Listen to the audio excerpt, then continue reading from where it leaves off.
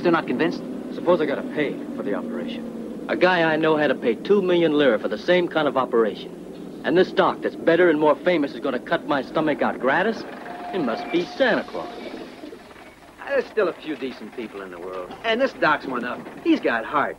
And he won't be the first job he's done in no charge. All the guys that work in this foul part of town know they can run to him and get cured, whether they're broke or not. I mean, look at that. What's the sign say? Opera Pia, charitable works of the church. Why they do it's their business. What do you care? Come on. Remember, you got a family. Just think about getting well. Everyone here's like you without a lid, sick inside. Way down where you don't see it. Signora, it'll be your turn next. Thank you. I am completely satisfied with the patient, as I am with the nurse. You understand why you have to take this trip. But you have to leave without taking your worries along. Cost me nothing, only she had it in her mind she shouldn't let me out of her sight even for a few days. Few days, but now you're convinced it's all right. Yes, Professor. I warn you, you're in real trouble if I don't get a postcard. There you are. Medicine for your mama, and these vitamins for you. They'll make you smile again, and you're even prettier that way. Professor? Professor, if you weren't so young, I'd say that you're a father for all of us. A father and a benefactor. No, I'm a doctor, a simple medical man. Now you can go.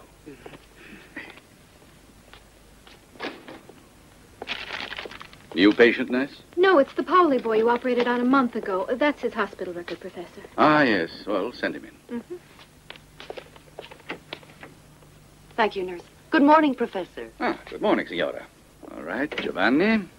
This time you didn't bring your little sister. How come? She's not about to die like I might be. Strip down, son. And you're not about to die anymore.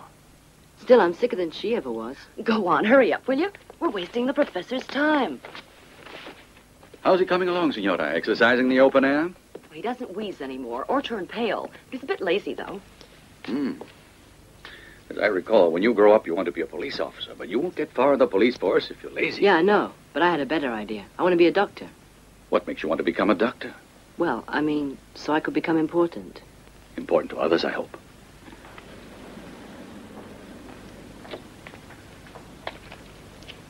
I've told you before, the purpose of glass is to let you see what's outside, not make you guess. I couldn't care less whether it rains or snows. I want them clean. Is that clear? I guess it's tiring wearing that halo. Always on Tuesdays. Same old story. The charity ward drives him up the wall, so he has to take it out on someone else. Above all, it's an awful waste of his time. You're right, doesn't earn a single lira. You know, I have a rotten character, so do-gooders arouse my suspicions. As number 2 here, you shouldn't risk life and limb like that. Oh, go to hell. With luck, I probably will. Ah, Betty, you forgot your apple. What did you say? Teacher's pet doesn't go to class without a big red apple. Oh, My dear Sister Celeste, in the clinic of the great Vallotti, even the nurses must be uniformed, just so. Dr. Giordani, I've noticed you only bring that up when our hands are full. That's right. morning, Good morning. Professor. How are you feeling, Professor? I'd feel better if certain of us did their jobs properly. But what are you doing here? Nothing. The sister was just telling me that the reading matter in the waiting room is out of date. Very observant. I want it kept up to date. Please see that it is. Of course, Professor. 3 empty rooms, huh? Bad planning. We had to release all 3 of those patients because they were completely cured. Your pre-visit's done? Of course. I still have one patient to see. Speed it up. I want to admit 3 new ones. Good morning, Tansy. Good morning, Professor. Don't tell me you've had to move mountains again. Not big mountains, but procuring the precise detail you so rightly insist on and the secret information on your clients. Come to the point, will you? Guido Rovetti, the proprietor of numerous textile mills, checking account never below 100 million, blocks of apartments in Italy and abroad, a villa in Positano, a townhouse... All right. Fill me in on the Baroness Lanciani. Oh, great connections all over the world. An authentic VIP. The usual itinerary of the jet set, the Bahamas, Saint-Tropez, Sardinia, Acapulco. Financially speaking, there's nothing spectacular. Checking account usually around 20-odd million. On top of that, she gets alimony from the Baron that she was married to. A nice round sum of $10,000 a month, which arrives punctually and... Thanks. That's more than sufficient. Who else is there? Onorato Marchetti. He's probably not our kind of client. I can do without your comments. Come on, give me the rest. Small businessman whose total income, including what his wife gets as a teacher, amounts to less than $300,000 a month. Bank balance $1.8 million. They got by mortgaging their apartment, which the Hall of Records lists as the Signora's. They say that a lot of the biggest surgeons are too quick with the knife. And I've been feeling better lately. Our turn. No, I'm afraid you'll still be some time. But why don't you read or go down to the bar? There's no use waiting here on pins and needles. Thank you, Professor. Doctor. The others are all professors. And him, too? He was born a professor. I don't mean to question professional ability. Let's be honest, you could be as competent as the head man himself. Or even more. But I don't buy this system of preliminary examination. It's the method which is now in use all over the world. Double talk. Many things are done in this world that should never be permitted. I travel hundreds of miles to have Vallotti examine me, and he sends his assistant instead. I resent that, sir. No, you mustn't resent it. You might be great, but you're not Vallotti. You'll see the professor. Of course. What else can he do? I'm an important man. But he'll have to diagnose on the basis of data furnished by you. In other words, a diagnosis based on a pre-diagnosis. Next step is to fire the doctor and hire a robot.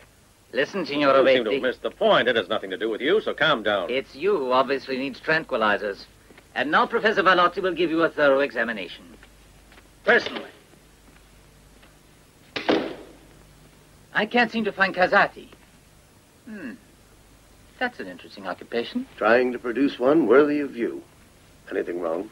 A moron who doesn't like pre-examination. You mean he expected Professor Vallotti in person to ask him whether he'd ever had measles as a kid? Pretentious, these patients. Are you trying to be funny? Got it to you. Look, I've no time for this crap. He who understands crap understands himself. The one thing it's impossible for me to figure out is why the professor puts up with you. Well, don't ask me. Just being medical school classmates isn't much of a reason. You mean putting up with a brother-at-arms out of pure magnanimity? No, no one would. Certainly not Vallotti. A motive is what we need, right? Let's say because I don't cost much. Or maybe it's because I'm not such a bad surgeon. And maybe when you put the two things together, I'm a good package deal. Giordani. Sure, coming. It's Baroness Lanciani. Her spleen's bothering her. Spleen, eh? Yes, it seems to me that there's clear signs of enlargement over here. I haven't absolutely made up my mind about it, but I think Betty will go along with what I'm saying. Sure, enlargement. Professor, if you don't operate, she'll find someone else. That old girl's too stubborn to accept refusal. She's surgeon resistant. Luigi Rovetti, eh? This one's a beauty. It's good enough to use in one of your lectures. Those are boulders, not gallstones. Lovely. Very pretty. Miss Montkitty? It was Giordani I saw him. Where is Giordani? Most likely in the bar. I was in the bar. It's the healthiest place around here. Here's the analysis of the tests on Marchetti. As you know, it's a sad case. Still, I think if you operated immediately, you might get a positive result. Come in here a minute, will you, please? Yes, Professor. Oh, Giordani. Just a minute. This Marchetti is too poor. It's an expensive operation. I mean, he'd have to run up huge debts. It wouldn't be fair to him. You'll have to discourage him. Suggest someone else. Terrani, Berni. Tell him anything. I'll leave it up to you. Hmm?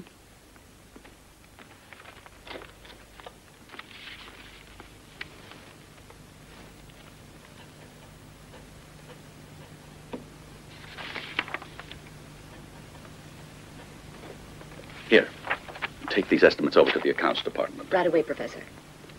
What does it matter what it costs? Why spend so much money when Bernie costs less? Doctor, I'm going to ask you a question. I'm sure you'll tell me the truth. In a case like this, what's the difference between the doctors? I mean, all these specialists. Is one man better than all the others? Signora Marchetti, I can only tell you that personally, I let only Vallotti do this kind of an operation. With this spleen of mine, I've had to visit every doctor in the whole of this civilized world. I picked a name for it, too. Bibi, Brigitte Bardot, because it's always being pinched and photographed. Some of them won't have it out.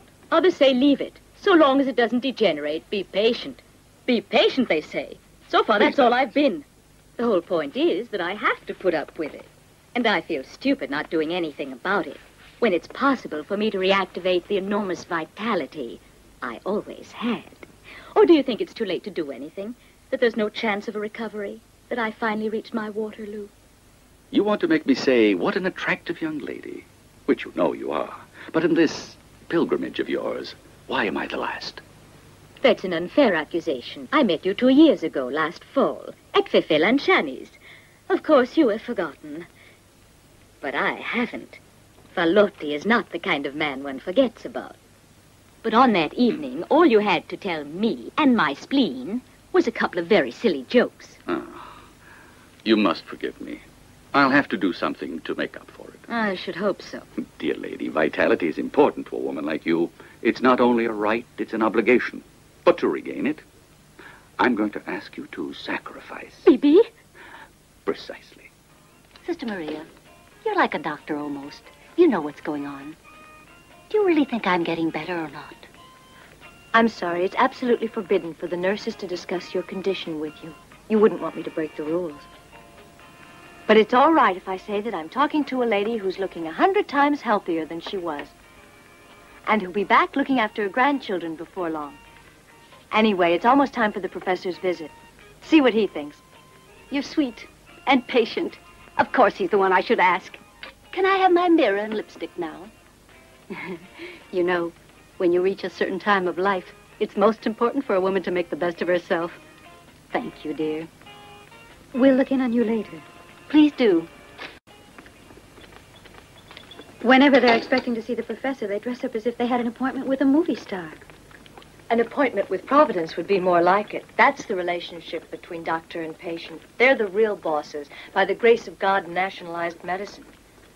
And they'll remain the bosses under every type of government, with the new reforms or without. All the patients pay a fortune in here. That means they have a right to insist on what they want. But they're afraid to complain. Oh, they're better off than the poor, but not much. Rich or poor, they're all alike. What's that mean? That they're dependent. Which is fine if the doctor's conscience is pure and clean. The way Professor Vallotti always wants the windows. His conscience is. He believes in hard work and strict discipline. Remembers to set an example. And besides that, he's so fascinating, it's impossible not to feel it. I almost forgot. You prefer Giordani. And he isn't even a professor. He obviously could have become one if he'd cared to. He's rather strange. Doesn't seem to care about the usual things. Maybe it's just that he was disappointed in love. Well, there's no doubt that love disappoints a lot of us. I forgot you studied philosophy. Only psychology. Can you explain what Giordani drinks so much for? He doesn't before operating. But he's drinking more lately. Why? It's very simple. He must enjoy it. Self-destruction. Never say that. It's easy to make a mistake in a case that's so complicated. What's your opinion, De Luca? I've examined the tests and x-rays, and I'm more or less of the same opinion as Betty, but I still don't feel absolutely certain of the diagnosis. And you, Betty? For me, it's obviously angina pectoris. Ah, and here's Giordani. What do you think? He hasn't seen the tests yet. Keep your tests. I've seen the patient. In my opinion, it's a case of false angina due to nerves, or in part, to a sluggish gallbladder. Uh-huh. I think I'll go along with Giordani. Dr. Giordani. Dr. Giordani. The patient in 23 has suddenly gotten worse. Who was on duty this morning? Professor De Luca. Is the patient's wife here? Yes, but not at the moment. She went to make a call. We'll do everything to keep her from coming back before Professor Vallotti has seen the patient. Yes. Would you mind telling me why he wasn't given a transfusion? There was no blood available. He's B negative. Well, I'll soon do something about that. Listen, you better do something about the patient in 23. What's wrong? He's on his way out.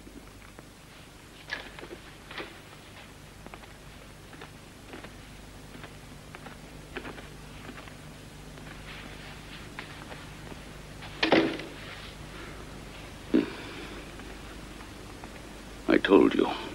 You had to watch his heart. And not only his liver. Apparently you don't realize. No one dies at my clinic. You hear? No one, understand? Who has a pen? These injections should do the trick. Alternate hourly. Tonight he should be able to move. And tomorrow, before midday, he goes home. Professor. Yes? Is something the matter? Is my husband all right? Just the usual reaction, that's all. Something we expected. Nothing to worry about. Perfectly normal. The operation went remarkably well, and the result has been extremely gratifying. We've all been impressed with your husband's recovery, and tomorrow he'll be home with you in time for lunch. Wonderful. Oh, I'm so delighted to hear it. I don't know how to thank you. Oh, don't forget, I'm turning him over to his cardiologist. He's an excellent physician. Your husband has a bad heart. He needs looking at. Yes, I know. Thank you, Professor. And I thought it was extremely serious. I must have been completely mistaken. No, Sister Maria. You were not mistaken. But tomorrow morning he gets discharged. That's only a milk stop before he buys his ticket on the main line. Sister Maria, is it possible you haven't yet realized that no one catches an express train for paradise from this station?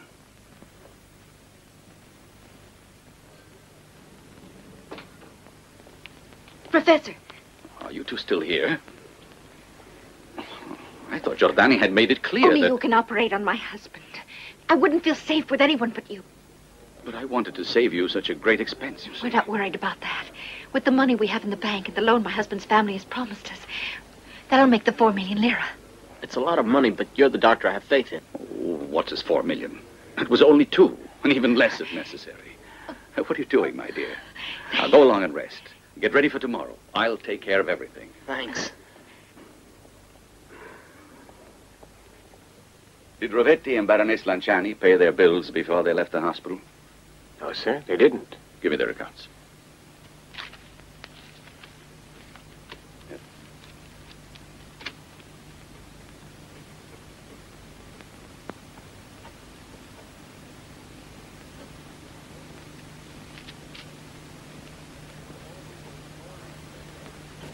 And you must always keep in mind that everything which you have learned in medical school can one day help you to alleviate a pain of some sort, to cure an illness, to contribute in some way or another to the saving of a human life. The work of a doctor must never suffer the degradation and the shame that will result should he pursue lucrative ends.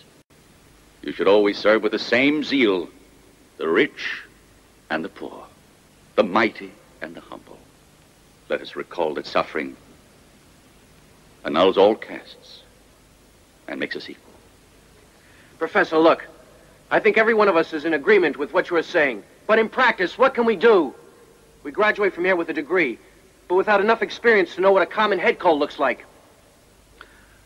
Remember that I was one of the first people to fight for reforms in our universities. Even if we do get them, is that going to keep us from knocking at 100 doors for a job that won't even earn us enough to eat if we get it?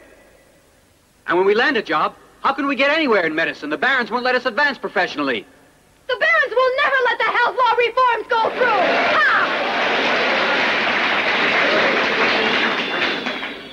I hope you don't apply that infamous title of nobility to me.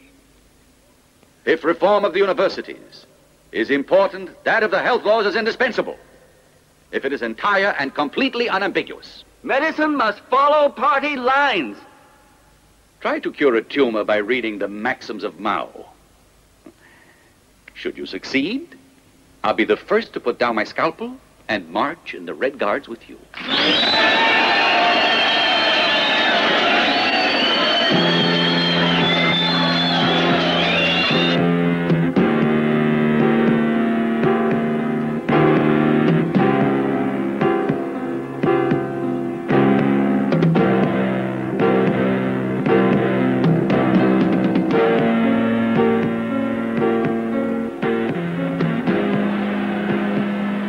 Doctors and nurses don't have the right to strike. They're murderers. They're causing deaths every day. They're murderers. They ought to throw all of you down in a hole and leave you there to die! How do you expect anyone to work in these... It's all going to end at 12 o'clock. They've reached some sort of compromise in the commission, I hear. The government has promised to get the health reform through Parliament before going on vacation.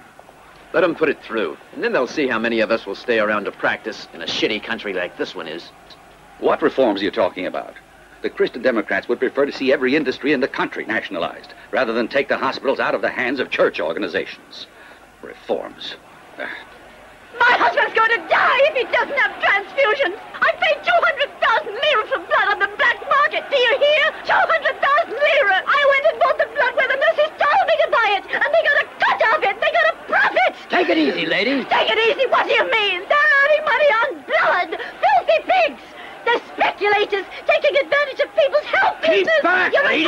Yes. Come on. What's so funny? What is there to laugh about? It's disgraceful to hear a woman shouting in public that nurses are charging money for blood for transfusions. Professor, how am I supposed to avoid this? Donors are scarce these days. Fabiani, you're the director of the blood bank, and you know better than I that donors can always be found. Why don't you just admit that many nurses are forced by your personnel to lend themselves to this despicable traffic? You're going to try to tell me I'm wrong? Why are you saying this to me? Because the nurses pay a percentage, you see, on what they take. I got the proof. Whom do they pay it to, Fabiani? Huh? Professor, should I resign my post? Oh, come now, let's not make a drama of it. I know perfectly well that your daughter's wedding is going to cost you a lot of money. We're aware of it.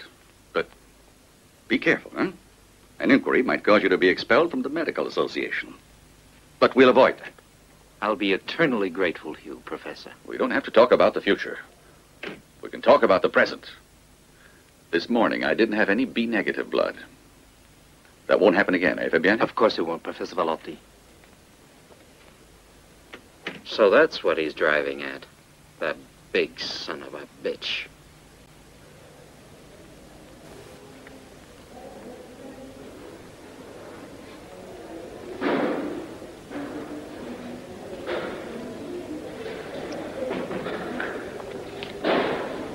We did everything possible. I'm sorry. No! You could have saved him. But instead you let him die. Oh! Oh! Oh! What's going on here? As a result of the 3-day strike, one of the patients is struck forever. Why don't they take him away? Vallotti's about to begin his rounds, and I want everything in order. You hear that? Clear out all cadavers, garbage, and urinals. Excuse me, Professor. The other ward's already in order. We'll begin in there, then. Yeah. Gaba, go on ahead and see if the operating rooms are ready. I want you to check the stretchers. Yes, There'll Professor. be at least 20 operations. And I bet I'll have to perform 10. Your fine Italian hand can do that many? Oh, I'm ambidextrous. Ambi-jerk. Hey, how many times do I have to tell you to turn that radio off? The professor will be here in a second. Did he ask you to call the band out? Well, look at you. I buy you a new pair of pajamas and you get them dirty just when the professor is coming to see you. How are we getting on this morning? All right. Has the pain in your shoulder gotten any better? Yes. We'll continue with the same injections every other day and double the dose of Vitalin. Mama, please remember, don't make a mistake like you did last time and call him doctor. Isn't he a doctor? Oh, Mama, please keep things straight. He's also professor, and you call him professor. All right, we'll operate today, but first an electrocardiogram. Please leave me alone. I've got a headache. What's my hair got to do with If your things? hair's well combed when the doctor sees you, you'll get much more attention from him. You'll see. No. The liver function tests indicate it's clearly the liver that has to be taken care of and not the stomach. So, give her neositamin, 1,000 in the morning. Write it down. And after meals, citrapatina. At night, Vitalina. That's right, 2 tablets. Why, do you find the effects of Vitalina not very good? What do you mean? It's a cure-all. This Vitalina of yours is worthless. It's just another duplication. It's like 1,000 other pharmaceutical elixirs that are on the market today. Professor Vallotti, my firm has already invested a lot of money in Vitalina. If you don't sign a favorable report on my product to submit to the Ministry of Health, do you realize what I'm in for? Put yourself in my place. Oh, no, let's put you in mine. Look, in Italy, there are more than 1,000 pharmaceutical manufacturers, and they bombard us with 200,000 products without any experimental value because they are tested on guinea pigs and not on chimpanzees. No pharmaceutical industry has chimpanzees, Professor.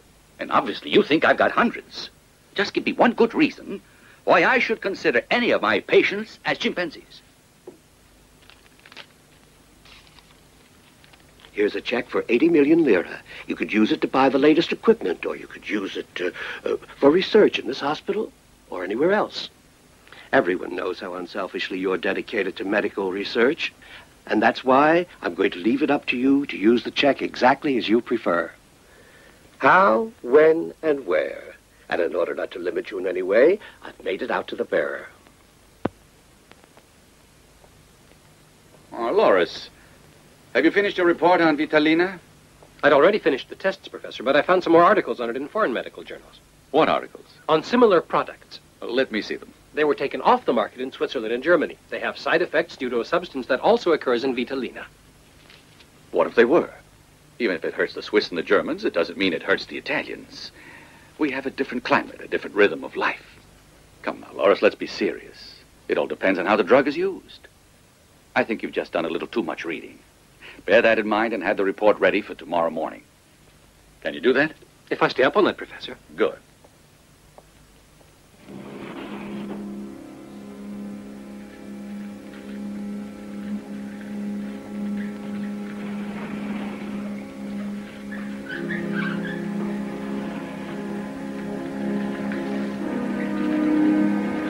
I'm not worried because I know who's doing your operation. Vallotti.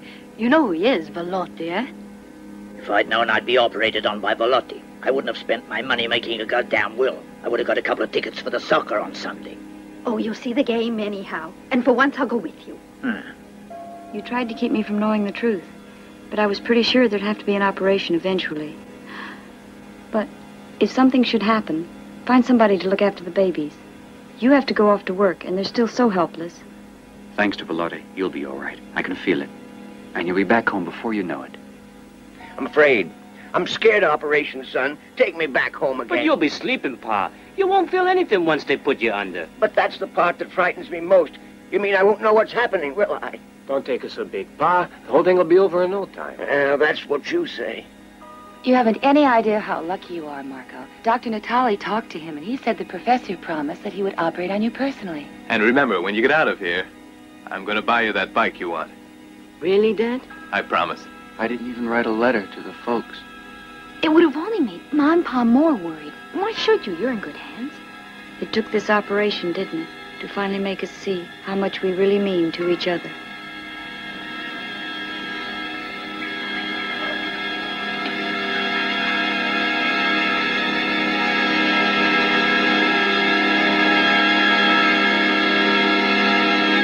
Beatty, you watch Donati and Fresca. Yes, sir. And you keep an eye on Manzoni and Pavani. They're still pretty green. Sure.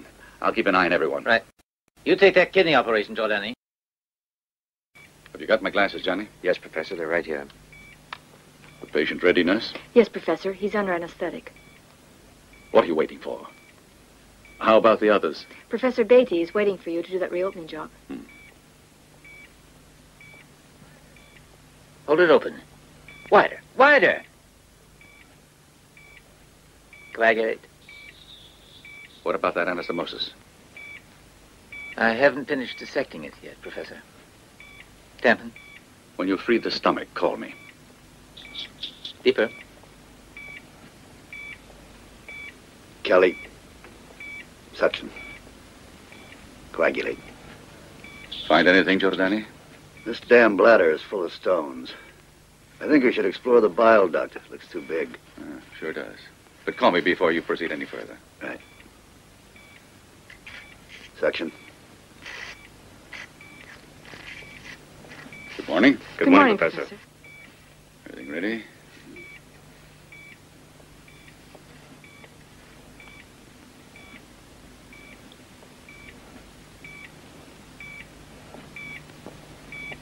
Scalpel.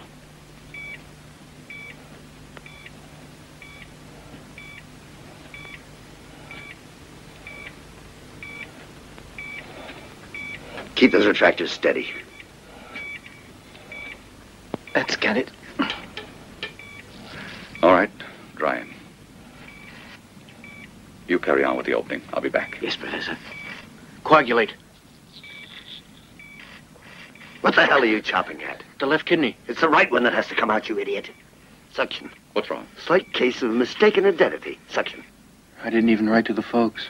It would have only made Ma and Pa more worried, and why should you? You're in good hands. You don't know how lucky you are. The professor promised that he would operate on you personally. It took this operation to make us see how much we really mean to each other. I was pretty sure there'd have to be an operation eventually. But if something happens, find someone to look after the babies. You have to go off to work, and they're still so helpless.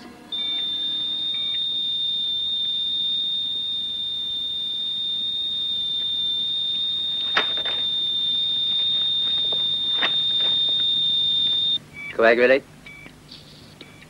He's losing lots of blood. Keep it open, will you? Doctor, over here. Scissors.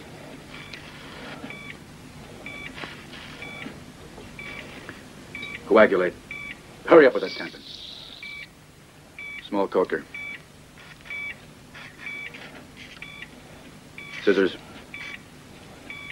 Suction. Hold it open. Deeper here. What's wrong with you? Get a tampon in there. Tampon, deep. Suction as much as possible. Stay here with those tampons, will you? Don't you have any idea where all that blood's coming from? Well, to tell the truth. Get out of the way. Gauze. Dry him. Dry him. What the hell do you think you're doing? Give me all the gauze you've got. More gauze here. Suction. Where the devil's that other aspirator? It doesn't work, Professor. Doesn't anything ever work around here? Damn it, I can't see a thing. Get another tampon. There, see? Lacerations on the spleen. It'll have to come out. Coagulate. Suction. Scissors. Separate. Right.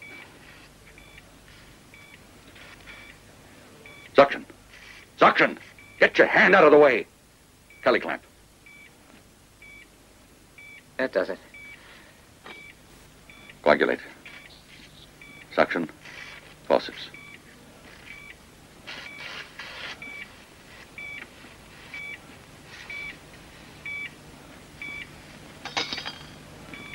Daniele. You take over.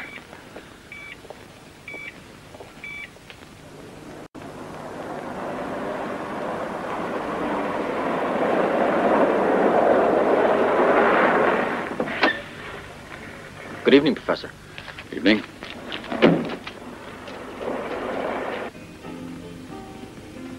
Thanks. Oh, I thought you were a Christmas tree. You're blinding me. Don't you think you've got a little too much jewelry on? You really went all out, didn't you? Better too much, I always say. Are you tired, Daniele? No. And the pains in your neck? Oh, off and on. Now, you really ought to take up a sport. The tennis court is wasted. The time, Mama. Where do I find it? You've got to.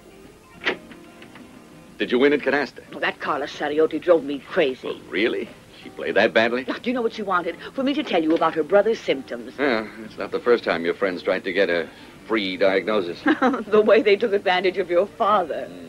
Oh, sure. He was one of the most esteemed men in the profession. Oh, by all means. And certainly the greatest of his admirers were all those hundreds of patients who never even considered the idea of paying him. The man was a saint. He wouldn't think of asking for it. Oh, no, not him. Mm-hmm. Do I hear a note of disapproval? You know how I feel. He had no right to be so generous with others and then leave a young wife with no money at all. Mm-hmm. And with, as I recall, a little baby to raise. Oh, no fair taking advantage of me that way. Oh, if I can't tickle my mother, who can? Oh, Ricky's anxiously waiting to see you. He's getting so big, that boy. His mother's gone. The boy needs pampering. He has you to do that. It's not the same thing. I'm not his mother, but you are his father. Okay, Papa, tell me another. Okay, but it's the last one. What's the difference between an architect, a cook, and a doctor? I don't know. The architect hides his errors under plaster, the cook under mayonnaise. And the doctor? Underground. Papa, I always have more fun with you than with my friends, but I never see you anymore. If you're good, I promise we'll pack up and take a vacation. Just the two of us? You mean it? Where? This time, let's do it differently. You be the one to say. That's it. It's up to you. Name it. Africa, America, Asia. Just some place where no one can call you for an operation. A place without a telephone. Okay. Now I want you to say your prayers. In bed. Tomorrow you have to go to school. There. Night, Papa.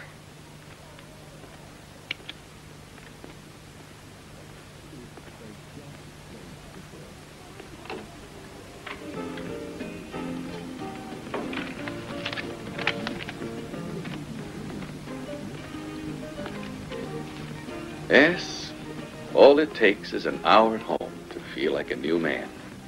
All over again. Anything I ought to read in today's mail? No, nothing so important that I can't take care of it. Including the one you're hiding there? I'll bet it's Ricky's report card. Please, don't, please. Bad conduct again, huh? Look, I told you it's nothing, Daniele. What is How this? stupid. I should have thrown it in the trash can. It's the only place for anonymous mail.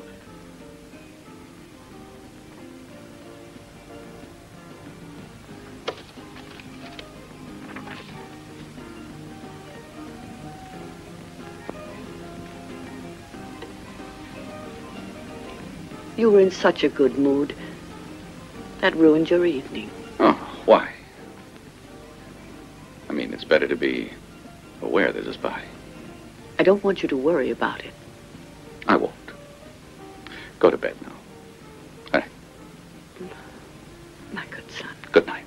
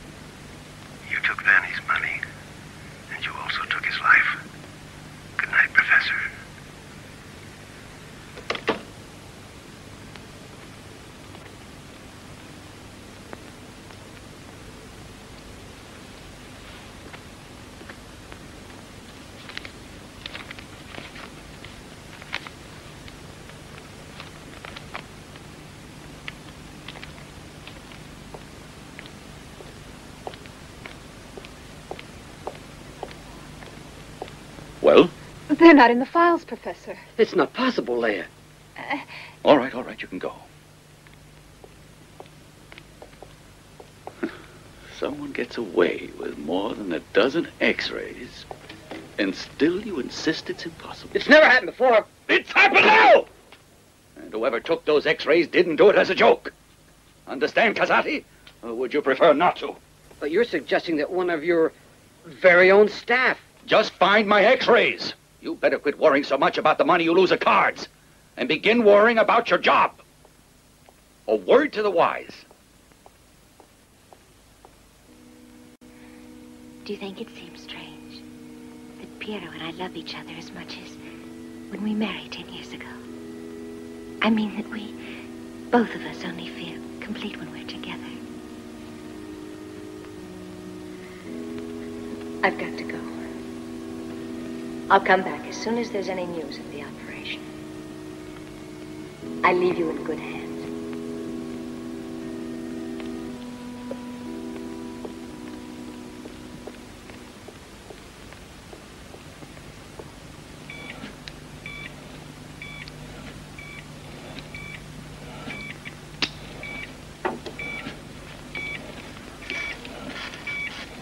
Will you get that out of my way? I'm sorry, sir. Suction. Go on. Hold it open. Are the blood vessel instruments ready? Yes, sister. Good. I think they'll be needed. Coagulate. How much have you got on the knife? 4, Professor. I'll put it on 3. Yes, sir. Coagulate. Giordani, suction. Suction!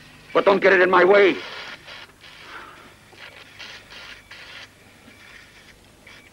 Suction. Will you hold it open? Coagulate.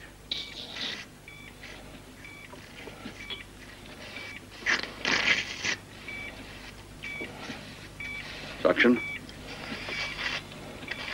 Coagulate. Again.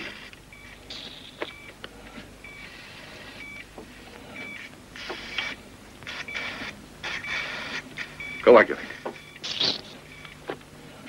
Betty, if you don't keep that gauze out of the way, how can I work?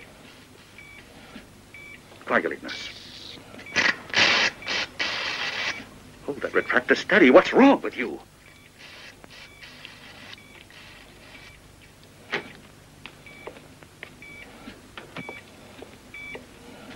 Suction.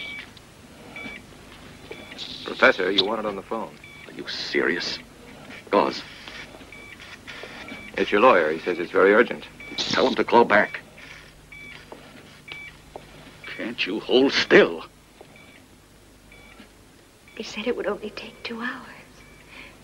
Why is it going on so long?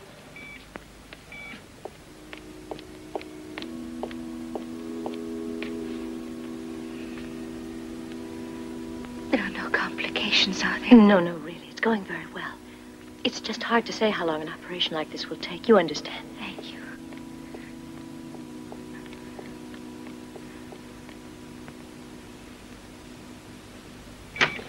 Sister, 00 silk.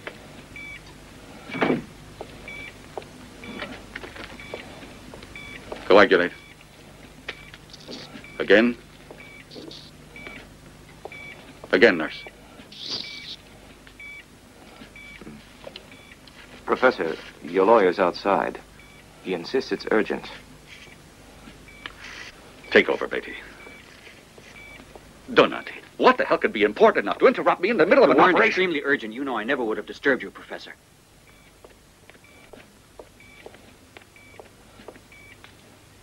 You are in trouble with your taxes. They insist your earnings were vastly higher than you declared. But we have a friend in the commission, and I'm sure that if we try... How much? My guess is that 10 million lira would be more than enough. Pay it then. What are you waiting for? Our friend also thinks that you personally should have a chat with the Minister of Finance. That's easy. Get me 812-917.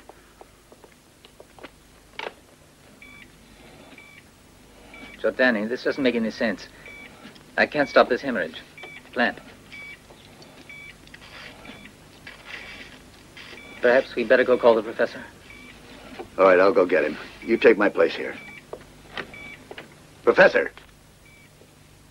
What's happening? All I know is he's hemorrhaging. I thought I'd better call you just in case. Professor. Yes, I thought you'd understand. If by any chance another copy shows up, you'll take care of it, won't you? Vallotti. Thanks. Ciao. What is it? Bad hemorrhaging. Well, can't Betty? No, and you better hurry. I can't do the hemostasia, Professor Vallotti. I can't stop the bleeding. You can't do a fucking thing, can you? You're putting stitches into parenchyma. You'll never stop blood that way. Suction. Don't you recognize a laceration when you see one? Give me that. We'll have to do a resection. Professor, his pulse has stopped. How much blood has he had? Just finishing the first transfusion. Give him another.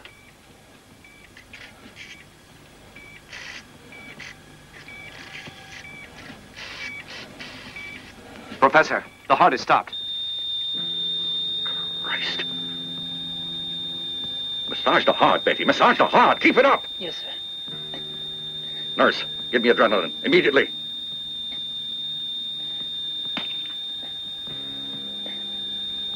Hurry up with that. All right, hold it.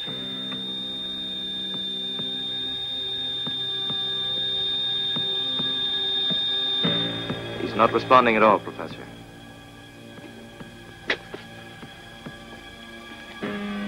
Continue the massage.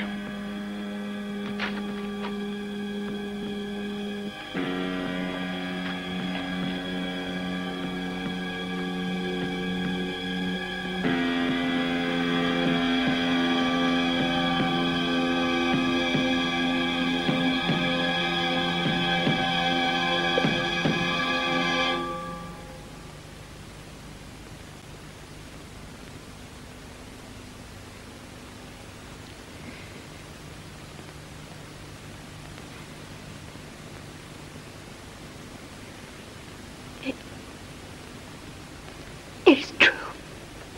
It isn't true. I can feel it isn't. I don't believe it.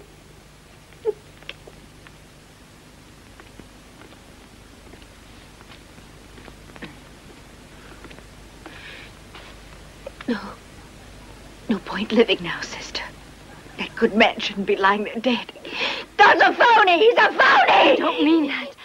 You're a Catholic. No! No! God had no pity on me! You bastard God, you rotten son of a... This is blasphemy, you evil creature. You'll burn in hell for it. Go away, Mother. It is a much greater sin to show no Christian charity to anyone so desperate.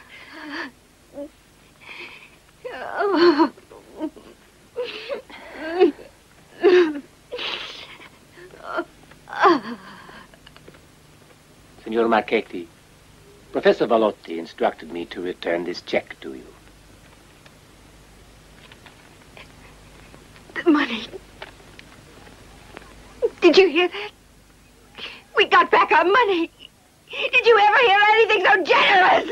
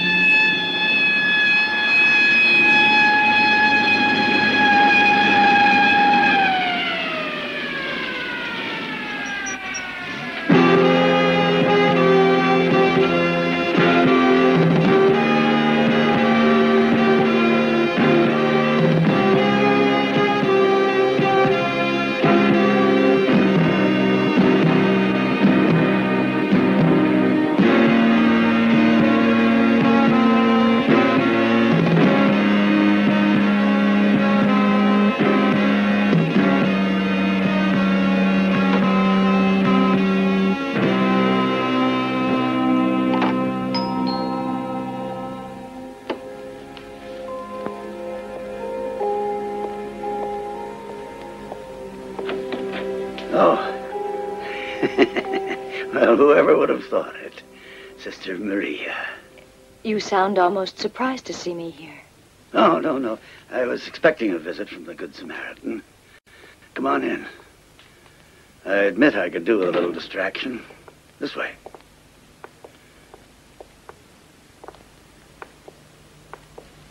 Tell me why the Lord provides a nun for the house of a bachelor. I can't stand disorder. Do you mind if I clean up the worst of the mess in here? Burn the place. It doesn't matter to me. But it's hardly worth the effort. It'll be just as messy again tomorrow. Disorder begins inside and spreads outside. I don't mind. I'm resigned to it. Beginning with the outside is at least a beginning. Don't you have a woman that comes in? Woman? Dozens of women. Only in the plural. Briefly and without obligation. I have no need for anything permanent. You have one big need, a cup of hot coffee, black as the devil. Thanks just the same. I got coffee coming out of my ears. All I need is a little more time to get hold of myself. Fortunately, there was a lot of traffic, so I got here rather late.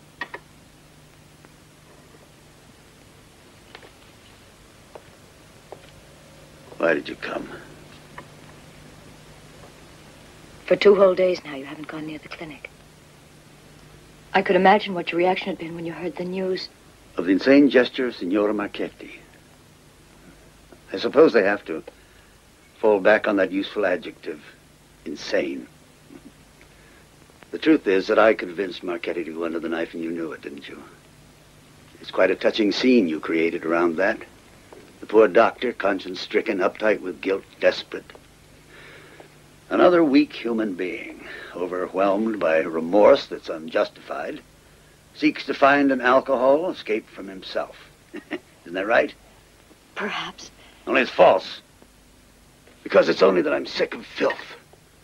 Filth in everyone and everything. Fed to the teeth with a daily existence that's based on profiting from the rottenness in the world around us. I admit that this disgust has nothing in it of the sublime. I'm not afflicted with remorse only because I don't have a conscience. And between these crises of rejection, refusal, I manage as well as anybody. That's the way I see it. What's your story? That Christian charity routine doesn't convince me for a second. I want to know why you came. My sympathy. Recall the Greek origin of that word? Together, it means. Beautiful. No objection to that. Cynicism shatters itself against sincerity. Period. Pity is that none of this serves to straighten me out. Does that serve to lift your morale? No. It serves my weakness for bad company. I had the presumption to think that there was a chance I could compete with that. But the results are anything but encouraging. Your being in this house gives me great pleasure. You managed to cover it up well. I don't mean only right now. It's nearly 2 years that I've seen you every day. And each time I felt that same sensation of happiness. You see, the results, on balance, are extremely positive. He was the only other one who ever had that kind of claim on me. But a year ago, he left the house to pick up the morning paper and has never been seen since. I suppose he chose liberty. You, however, have chosen this. May I ask you a personal question? Spare me that. It's the same old question. Men ask prostitutes as well as nuns. But why? Why did you take this road? There's a tendency to redeem the prostitute and to corrupt the nun. Funny, I guess it's because we're women who live outside the so-called normal relations. It couldn't happen to you. You're a very exceptional woman. You're being generous.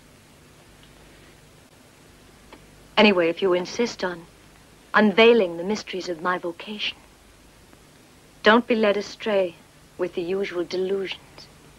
On the contrary, in my case, it was and is a grand delusion. That of always remaining at the complete disposition of our Lord. You really think God exists? Dr. Giordani, your logic is so disarming. You can also get sarcastic. No, that's your specialty, in which you excel. Am I badly mistaken, or do you have a weakness for me?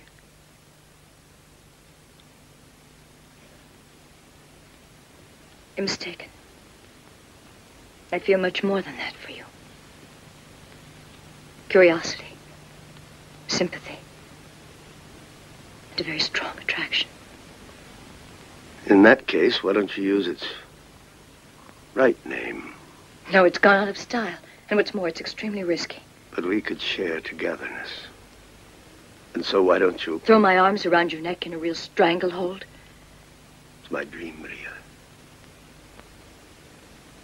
If only. No, it's useless. For you, it's just a matter of an intermezzo between one crisis and another of your refusal to sell out.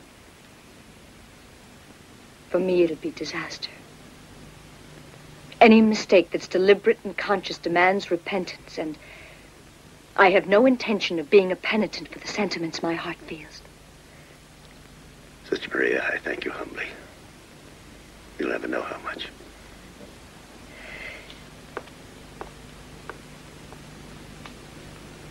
It would please me a lot, and I know you'd find it difficult.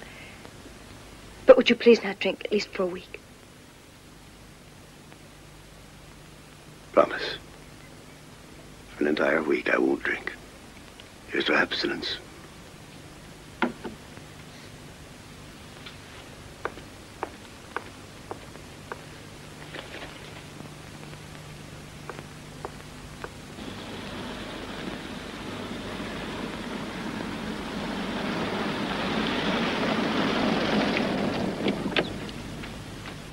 Good morning. Good morning. Has Professor Calogeri been here long? Only a few minutes, Professor. What am I to think when my husband unexpectedly turns peacock-colored? There's evidently a malfunction of the coronary. Or am I wrong? And when not once but repeatedly I happen to hear him emit those... Excuse the vulgarity. Those fantastic regurgitations of air from the mouth. Well, I ask you, and a gentleman, what other explanation is there then? Atony of the digestive tract. Or am I wrong? I hope you'll excuse me for butting in. Go ahead, please, Doctor. Well, I've known the patient for years. As a modest man, I hesitate to brag. And only the fact that I was always his physician allows me to say that In my opinion, he's strong as a longshoreman. Be quiet, please. I brought these two important men here for a consultation. Certainly not to listen to your unfounded optimism that would like to ignore certain facts that are causing me terrible anguish. For me, it's certainly enviable. You said enviable? What are you talking about? Well, my husband suffers from frequent immense erections, Well, for which there is a precise scientific name, priapism, from Priapus, the ancient phallic god. You think this malady should be ignored. I don't. I who read all, yes, all the important medical journals published here and abroad and understand every word. Well, we'd better see the patient, eh? Yes.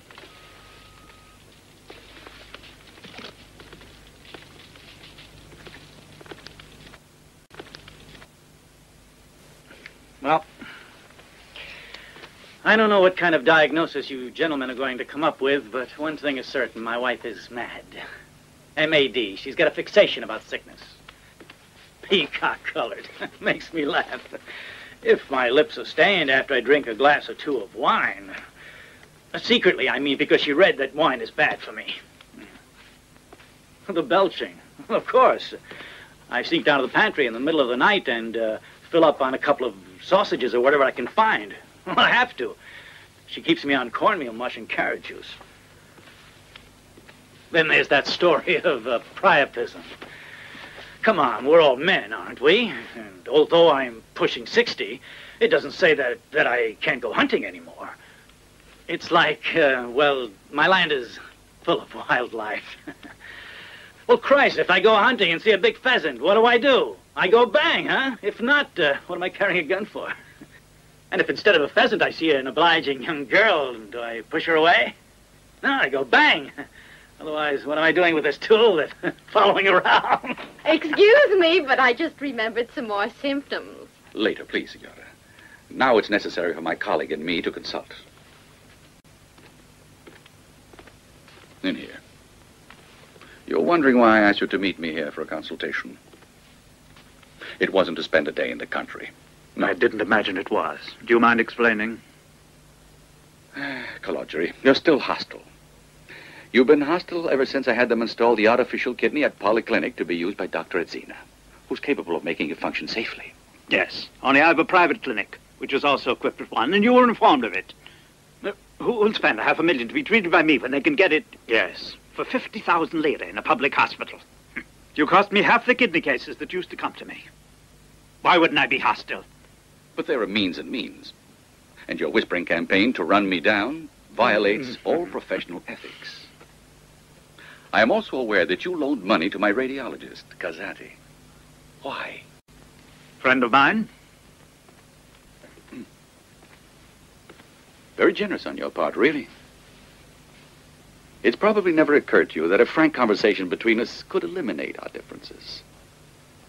With all this agitation for reform in the air, we have difficult times ahead. Unity among ourselves is our first duty. And I don't think that apparatus should be allowed to stand in its way. Can I count on it being removed from the Polyclinic? The solidarity between us, my dear Calogero, forms the essential base for the development of our work. I'm grateful, but we haven't even spoken about the patient. Oh, don't worry about that. I'll take care of it. I repeat, my dear, it's nothing alarming. Relax, relax. But examination of the complexities of the symptomatology of your husband indicates it's necessary to admit him to my colleague's private hospital, so we can eventually decide whether surgery is required. Tomorrow I'll deliver him safely into your hands. Any flight, before evening. Where it goes doesn't matter, as long as there are pretty girls there.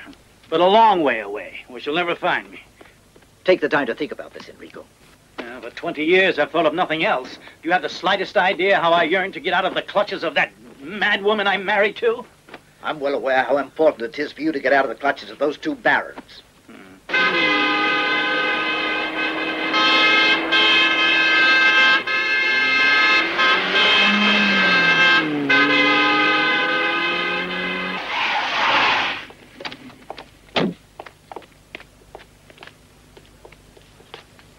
Hey, where are you going? My son's very sick. Well, take him to the polyclinic. There's no beds here. At Polyclinic, they sent us here. My boy will die if Then he go to doesn't San get in. Camilo. I tell you about full here.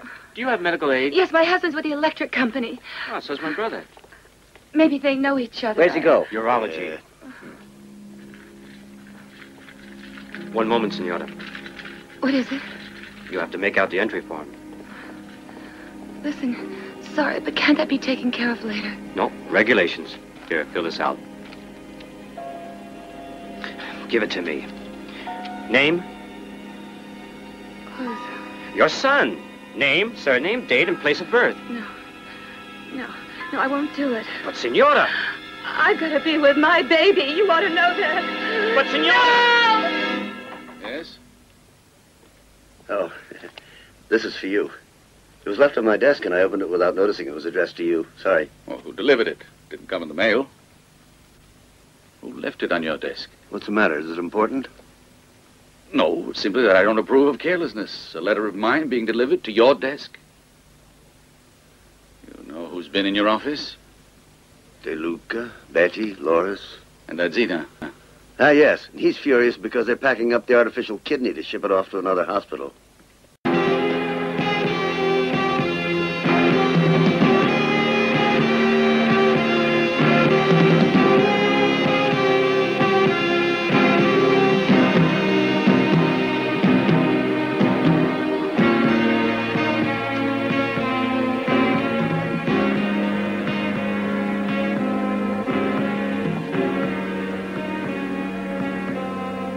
That poor boy wouldn't be dead if we'd been able to get this back in operation in time. I will not tolerate your arrogant tone, Dr. Zena. Not to mention your presence in my department. If you mean you're transferring me, you don't need to bother. I've already decided to go back to the United States. It's been obvious for some time.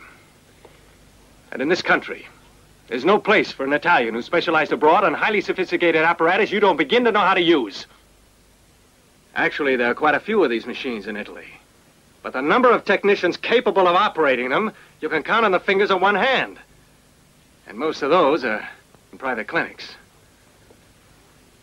Someone obviously doesn't want this apparatus available in ordinary hospitals where even the poorest patient can use it, which is why you've resented me ever since I first arrived in this town. And it's also why you've ordered this transfer to another hospital where there'll be no one who can operate it. Delirium treatments. Whether you like it or not, you'll leave this hospital today, this minute. There's no place in my world for anyone who hides behind anonymous letters and phone calls. I don't know what the hell you're talking about.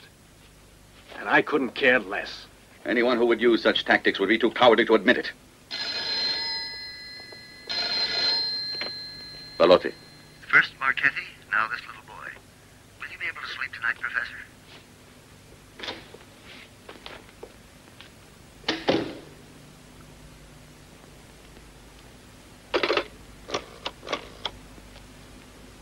Operator, someone just called me on this extension. Was it an outside call?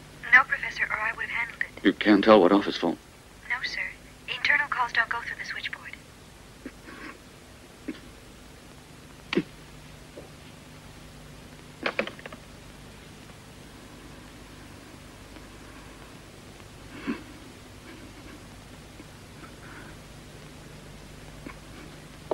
Prepare those 6 patients I said were ready for surgery. We'll operate tomorrow.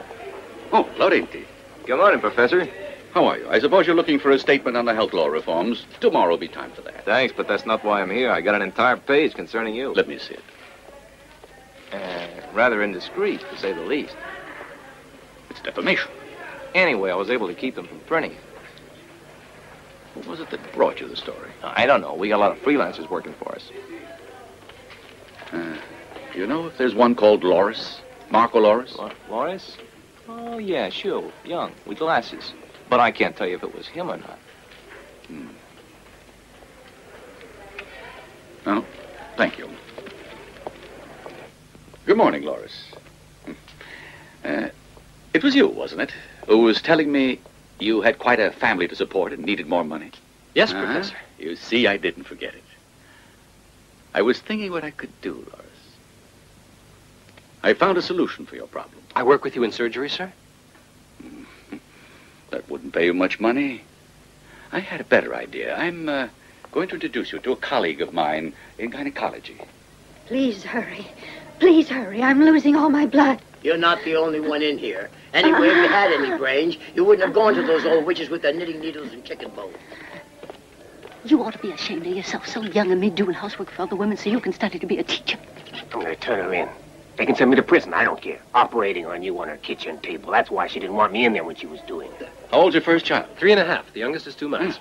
Quite a family.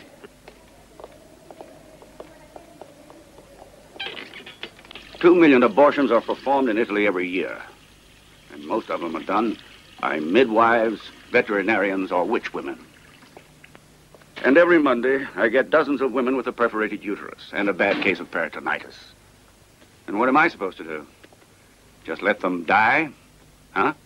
None of us can be emotional about his work, but there are cases in which even if you got the text of the anti-abortion law in place of a heart, you'll stay awake at night praying they'll repeal it.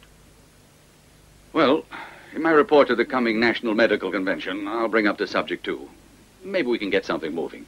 At least they'll listen to you, maybe. We'll get some action, don't worry. Loris, come here. Professor Bonanni has promised me to put you to work. He's a man who doesn't spare himself and expects just as much from anyone who's working under him. Would you like to try? If you say so. Fine. But Professor Vallotti, I never intended to specialize in obstetrics. I could have made the same amount of money staying with you in surgery. Consider that with a few days of practice, you can begin taking private patients, and without leaving the hospital, naturally. If you're prudent, you could earn a nice little sum of money in a month or two. But abortion's illegal. Who said it was legal? Neither is revolution legal. Nor, as far as I can tell, is the freedom of speech and opinion guaranteed us by our Constitution, but which our legal code forbids us. Did you know that a few weeks ago, a lecturer on birth control was arrested? Arrested? Right. Surprised? I should imagine that for a young man like you to snatch a few lives from the hands of these witch women should lie too heavy on your conscience.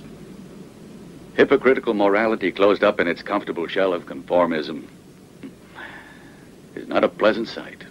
I guess you're right, Professor. I'll do what you say.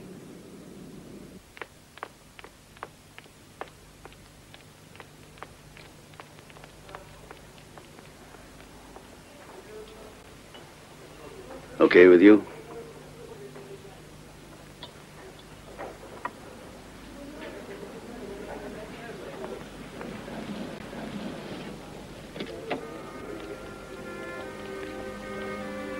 Wonderful, Ernesto, wonderful. That's what I want. A rotation of flowers according to the season. Very good. Thank you, Professor.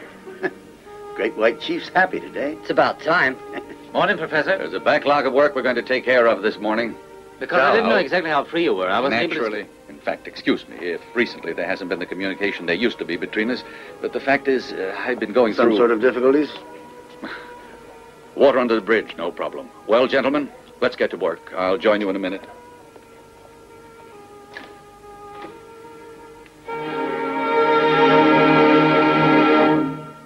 Close him up. Right. It was beautiful. Beautiful, the removal of those lymph nodes. That man will never know how near he was to waking up dead. You worked miracles today, Professor. Especially since there was ventricular fibrillation to cope with. It's an operation that'll go down in the history of medicine. My compliments. In fact, that type between the lesion and the heart was just what we needed to see to solve our doubts about the X-ray findings. Professor, it's a pity we didn't film the operation. What's really a pity is for me not to be able to enjoy your praise. Would you like some coffee, Professor? Yes, thank you, sister. Because one of you in here is trying to hurt me, trying to discredit me. You can be sure that if he succeeded, if I fell, I'd bring you all down with me. Because I know enough about each of you to ruin you. Let he who is without guilt cast the first stone. If you, as representative of the Ministry of National Health, report that ours is an attitude of obstructionism, I shall take it only as your opinion and absolutely arbitrary. For it should be understood that all my colleagues here present, as well as myself, are for a reform of the health laws, but only if it's total reform. And that means, first, the dismantling of the bureaucracy of the national insurance funds, which receive billions of lira each year. Then the abolition of the national church funds, which, let's admit it, are nothing else but propaganda bureaus for the Christian Democrats. Thirdly, the conversion of all private hospitals to public. And finally, the nationalization of all pharmaceutical companies, over 1,000 in number. These only are the premises for any reform that's to be valid. But all this would require much too great an expenditure for a national budget so much in the red. Believe me, anything short of this is demagoguery, willful deceit of the nation. You say we all ought to stick together because it's a tricky moment. Well, I say it's a dangerous moment, and the danger comes from right in our very midst, from some of our own colleagues. What do you mean by that? There are certain private facts concerning our profession that someone is using against us anonymously for the moment, yet clearly to intimidate us. Do you think you could be blackmailed? Not just me alone, but men like Tancredi, Bellonci, Farelli, Rovida, and a lot of others, too. Then we'd better take action, Calogeri. Preventive action. That's right, but how? I'd say we have to reestablish our prestige in the eyes of the public. Ciao. Professor Vallotti, after he operated on my stomach and put me back on my feet, he didn't even ask me money for it. Professor Vallotti, we have heard through personal reports of patients a moving and dramatic testimony that is the highest recognition of your outstanding humanitarian feelings. Can you tell us whether this great example of generosity is followed by other famous doctors? Oh, without a doubt it is. Without a doubt, my friend. And just like me, as you said, many of them are busy in every moment of their spare time and with a feeling of total disinterestedness, busy helping and not saving the lives of the very neediest.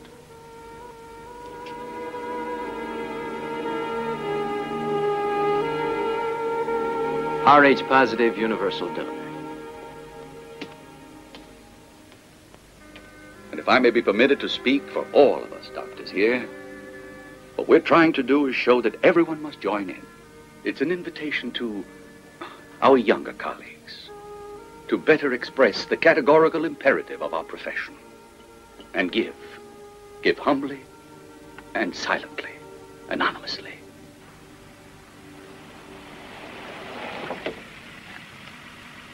Ciao, Papa. Ciao, Ricky. What have you got there? I've picked the place we're going on our vacation. Oh, Look, see. they got everything. Where is it? Oh, it's Okay. Switzerland.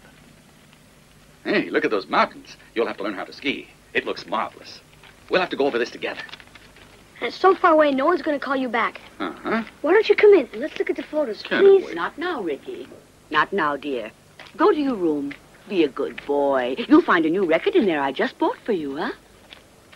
Is it underground? You'll see. What is it? The magistrate at the police court telephoned.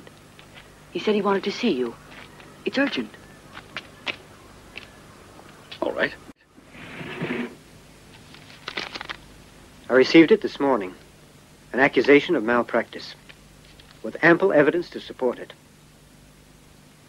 Well, can't you just ignore it? I'm afraid I'm not able to do that. I might try to stall it a day or two, while you try to get it withdrawn. But it's anonymous, isn't it? Oh, no. It's signed.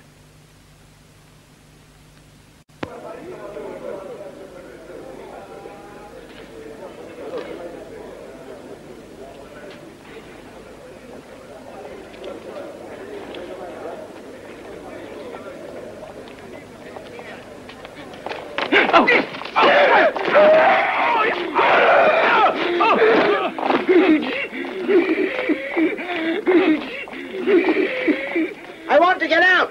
They're all crazy, but I'm saying I want to get out.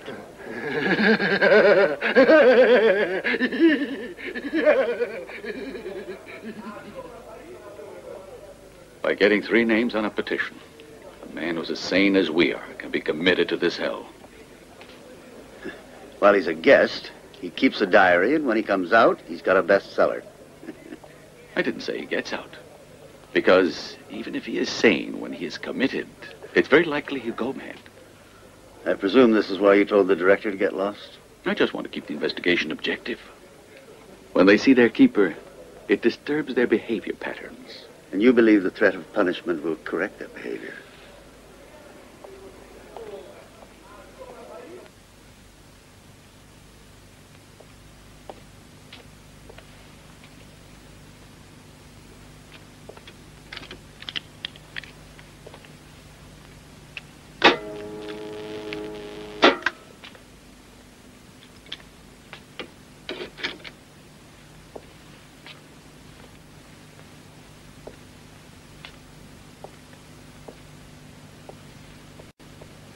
Just a few shocks at maximum voltage, and you can't remember a thing.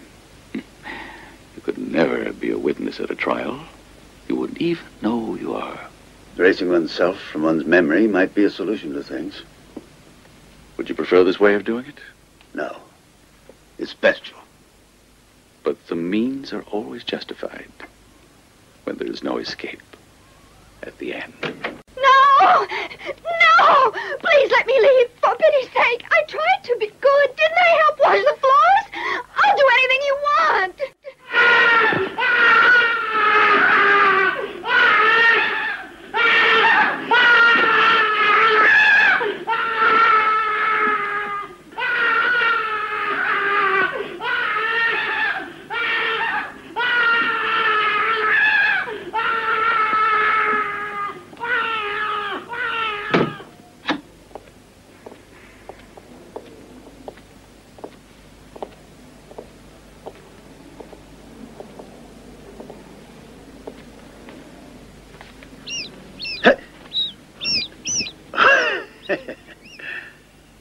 You see, even though you may not know how it'll happen, when you have freedom in your bones, you'll always find a way out.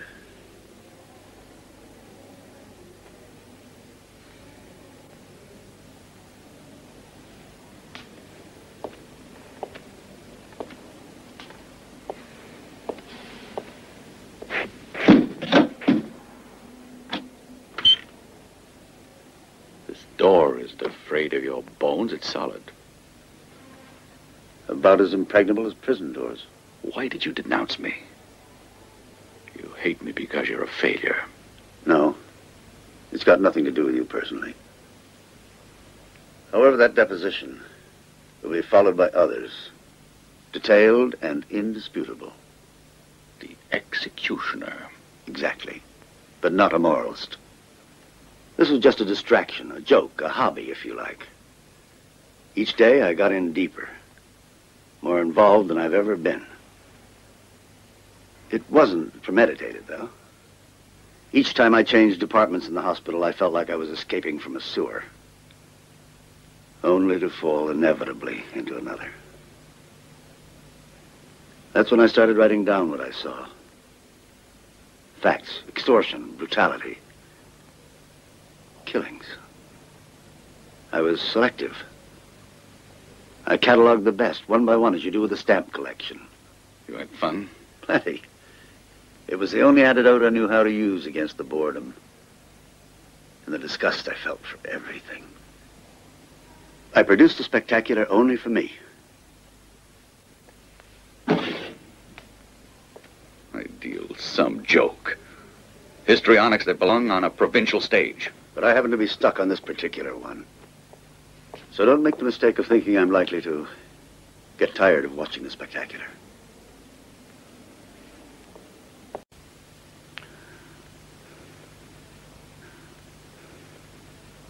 Oh, we're not safe. We're not safe at all, Calogeri.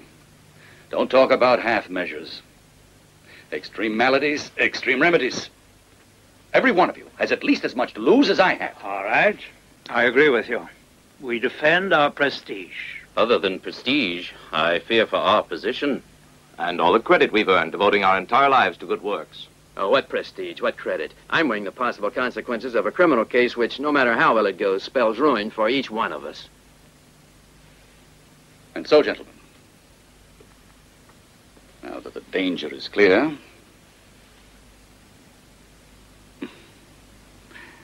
let us decide how to avoid it.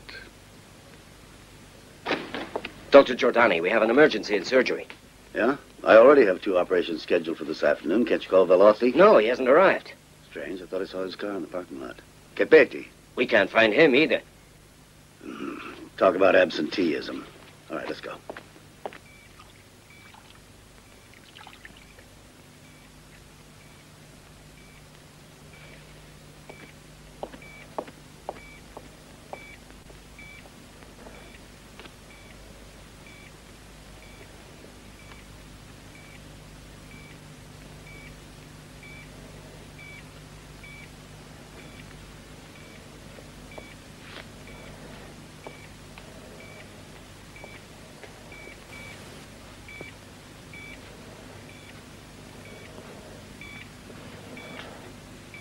My gloves, nurse.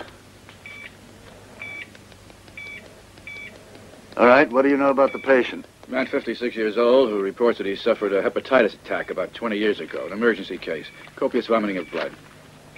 Laboratory? The CBC shows 1 million red cells, and we've done a straight picture of the liver that's like a textbook illustration.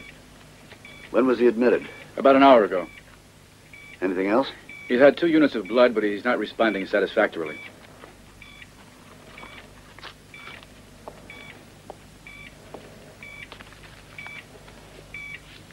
How the hell could anybody survive with a liver like that?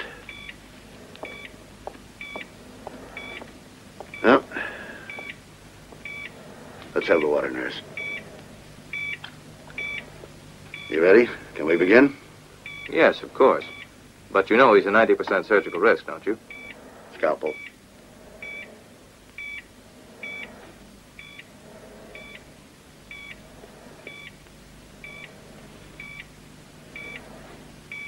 All right, dry him. Coagulate. Come on, dry him. I can't see a thing. Coagulate. Scalpel. Pressure, pulse. 100/70, 110. Kelly. Dry him, coagulate.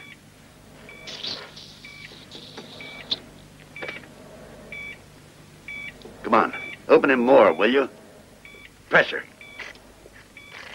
90/70. Coagulate.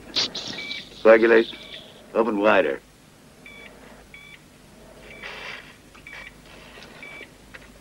Clamp. Come on, clamp. All right, coagulate. Dry him. Change that tampon. Can't you see it's soaked?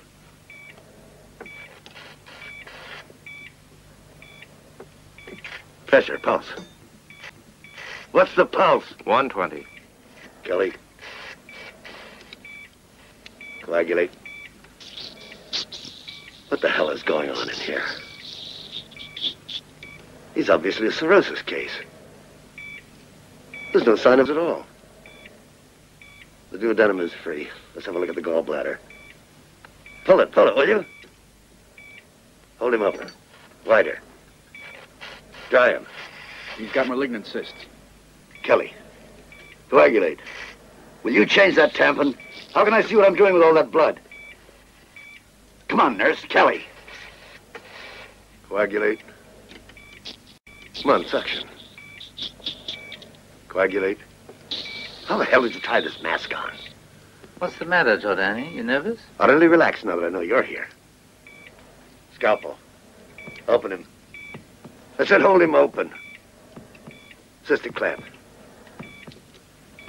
I wouldn't do that if I were you. Save the lecture for later, Professor. Coagulate. Suction.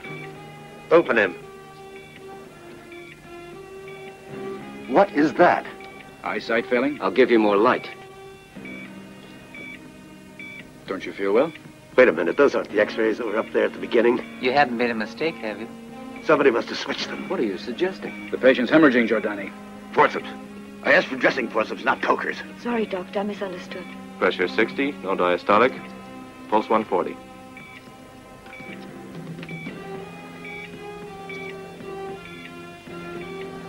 What's the matter? Are you quitting?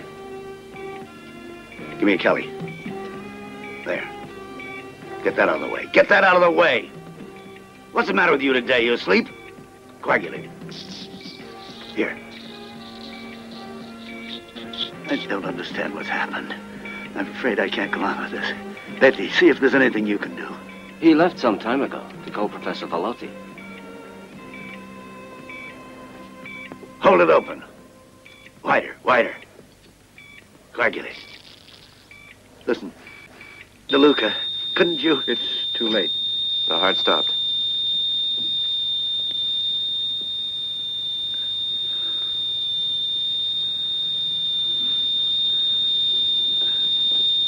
What's going on here? Why didn't you let Betty take over? He didn't realize what was happening. He even accused us of switching x-rays on him. He was in no condition to understand what he was doing. How do you explain that? He was drunk.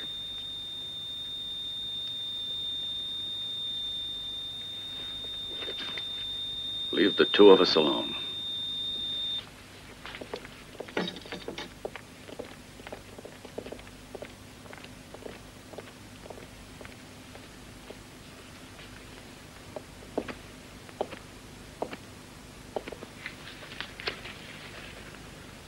I'm sorry, but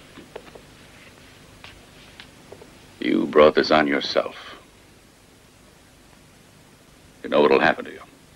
Sure. Second-degree murder charge. Or involuntary manslaughter on the testimony of unimpeachable witnesses. 4 to 6 years in jail. And of course it means the end of your career. Isn't that a rather excessive price to pay for your idealism? It's the poor slobs who have nothing to do with it who pay the highest price in the end.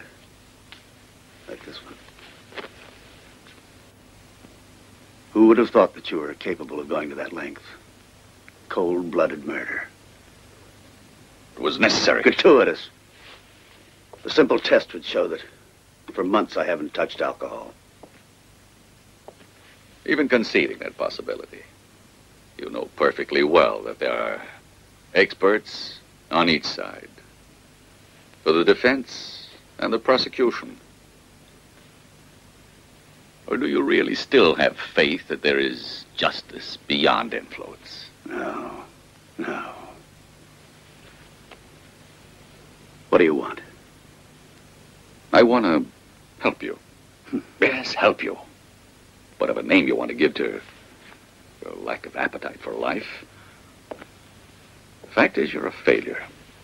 As a man and as a doctor. You've never experienced the pleasure and the joy of real success. You use boredom as an alibi, hoping it'll hide your incompetence, your inability to make something of yourself. But you still have a chance. I'll put you on the staff of the medical school. It means a new start for you. You've never been aware of the fact that just being a doctor implies the use of power. Medicine is power. It makes us giants by the very nature of our function. We can terrorize, reassure, annihilate all hope, restore to life, murder even. Such power is absolute.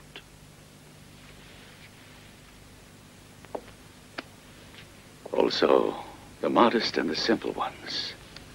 There's a small gilded scepter for the small ones. But this will grow as they grow.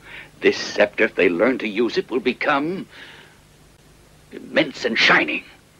Like an emperor's. Even brighter.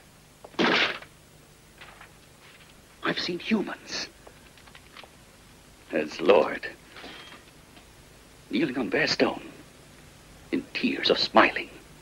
Men's hands imploring as if I were a prophet. I'll withdraw the charges against you, but not against the others. Bravo. Bravo. You'll find I'm a valuable ally. I'm able to reverse your position completely by tomorrow. I'm sorry to be the one to tell you, but you're no longer able to do anything for anybody. For you, there is no tomorrow. You haven't yet realized that you're no longer on the side of those who profit from pain. You've been so busy polishing your image, you haven't even noticed that you moved across to the other group. Among the tormented, the victimized.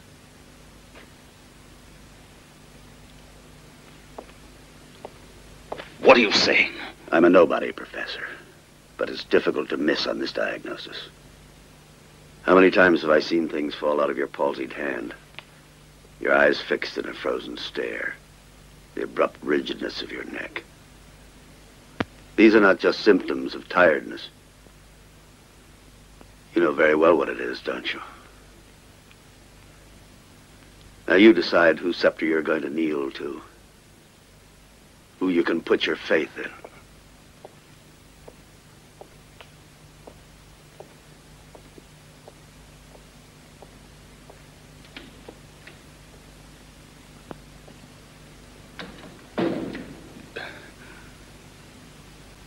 Betty. De Luca. Casati! Loris! Athena!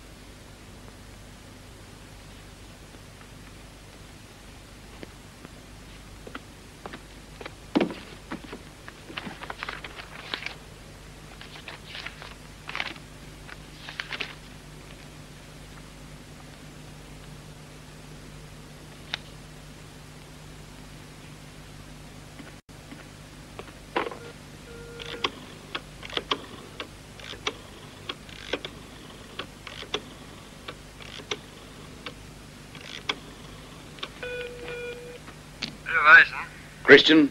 Yeah? This is Daniele Vallotti. Ah, my dear friend. Sorry if I woke you up. No, it's nothing. I know you've operated on several Parkinsons in Zurich. Yeah? The results? Unfortunately, negative. But we keep trying. Is it a person of importance? A personal friend. Send him to me and I look him over. Yes, if I decide there's any hope. There's a new drug they're experimenting with. Yes, I know. Thanks anyway. I apologize. Nothing. Wiedersehen. Ciao.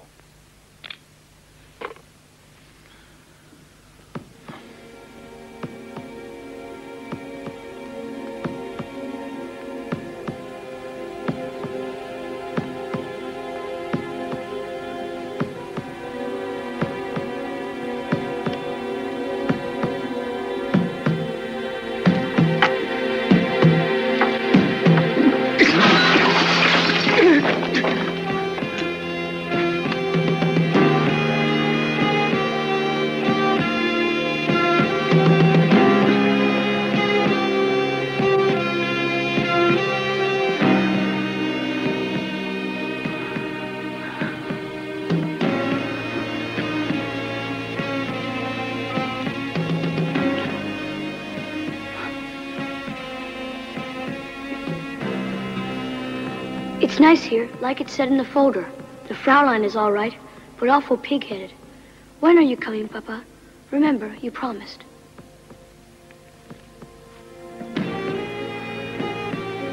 You haven't yet realized that you're no longer on the side of those who profit from pain. You've moved across to the other group, among the tormented, the victimized.